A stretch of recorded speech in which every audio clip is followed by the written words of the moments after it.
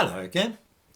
I'm sure that we're all of us familiar with the seemingly innocuous determination which so many businesses and public bodies express these days to have a workforce which, to use the current jargon, reflects the community we serve.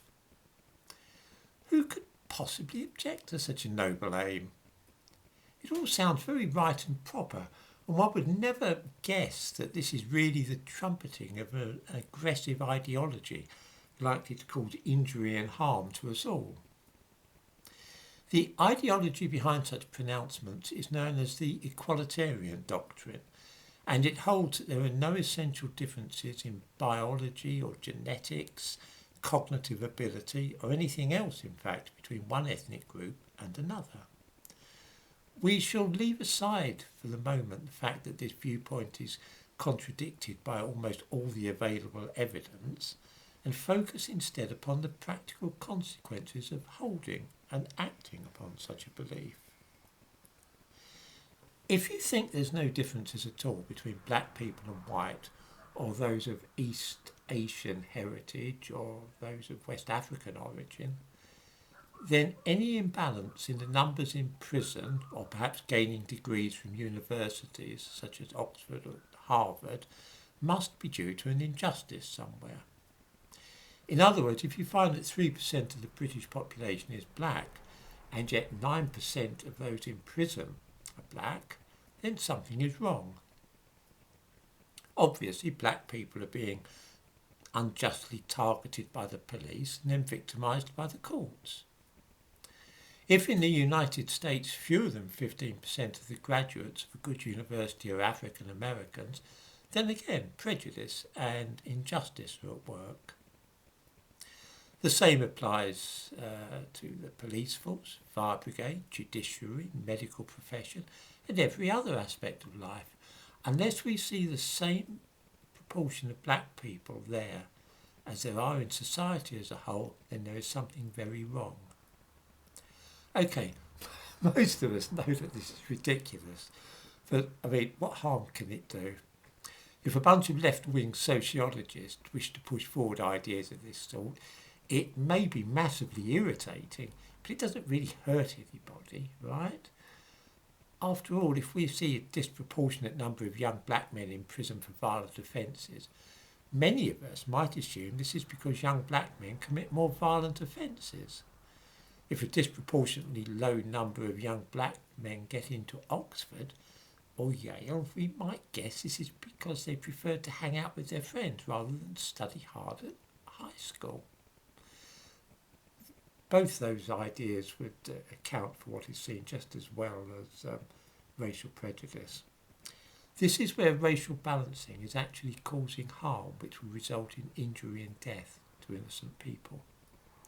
Racial balancing simply means that you work out what percentages of various ethnicities are present in your country and then make sure that prisons, psychiatric hospitals and universities have the same percentages. You do the same thing for professions such as medicine and law. How actually will this kill anybody? Let me give a couple of concrete examples, both from the medical profession. In the description to this video, I give a link to a report produced by the British National Health Service. It's called A Fair Experience for All, Closing the Ethnic Gap in Rates of Disciplinary Action Across the NHS Workforce. The gist of it is that black and other ethnic minority staff are two or three times more likely to be the subject of disciplinary proceedings than white staff. The NHS is determined to bring down this number and ensure that the number of disciplinary proceedings against all staff are the same, regardless of ethnicity. And once we see a problem, this disparity may be caused by racism on the part of managers. But what if, because they have been so mad keen to recruit minorities by lowering the educational qualifications needed to get on courses and so on, the National Health Service now has many black and minority ethnic staff who are not up to the job and keep making mistakes? Surely that would account for the disproportionate number of disciplinary actions just as well as racism on the part of managers. What do you think will be the practical result of trying to lower the number of disciplinary actions taken against medical staff who are black or belong to a minority? Well, yes, that's right. There'll be a strong incentive to ignore it when they make errors and to let them get away with more inefficiency and mistakes than white staff. This is simply human nature. It's a way of bringing down the percentage of disciplinary cases against black people. Can any viewers see how that might put patients at hazard?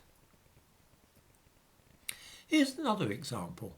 Black Caribbeans in Britain are 9 times more likely to be diagnosed with schizophrenia than white people. Research in the United States, to which I give a link above, suggests that this is a genetic thing.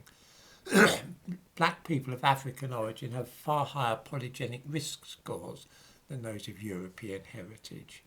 They are more likely to develop psychoses. However, those following the equalitarian doctrine or dogma do not see it like this. They see the large percentage of black people being detained in psychiatric units as a sign of white racism. There should be no higher percentage in such hospitals than in the general population. Racial balancing, you see. In January 2021, just 6 months ago, it was announced in Britain that the Mental Health Act of 1983 was to be changed, partly because of the disproportionate number of black people affected by it.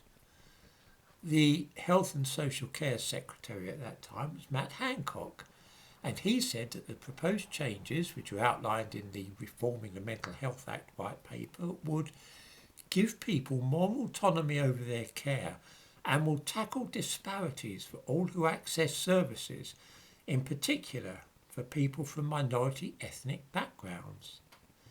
In this context, tackling disparities means making sure that fewer black people are diagnosed with schizophrenia and detained in psychiatric hospitals.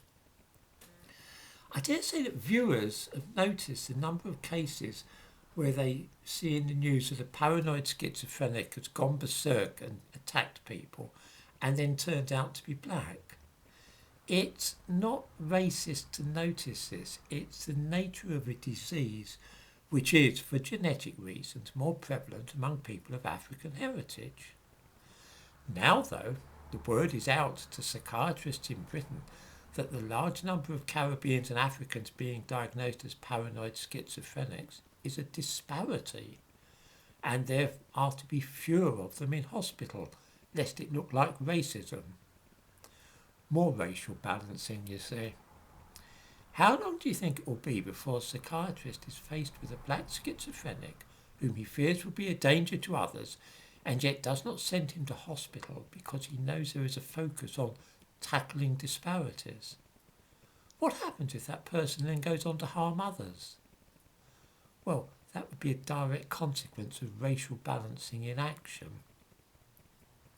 I could list all sorts of ways that racial balancing is a bad idea, founded upon ideology rather than science, but I'm sure you're all getting the idea.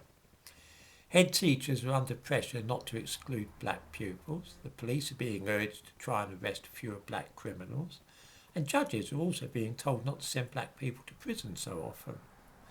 Rather than ask ourselves serious questions about crime, education and mental health, things like that, people in both Britain and the United States are now being driven by a loopy and unscientific theory.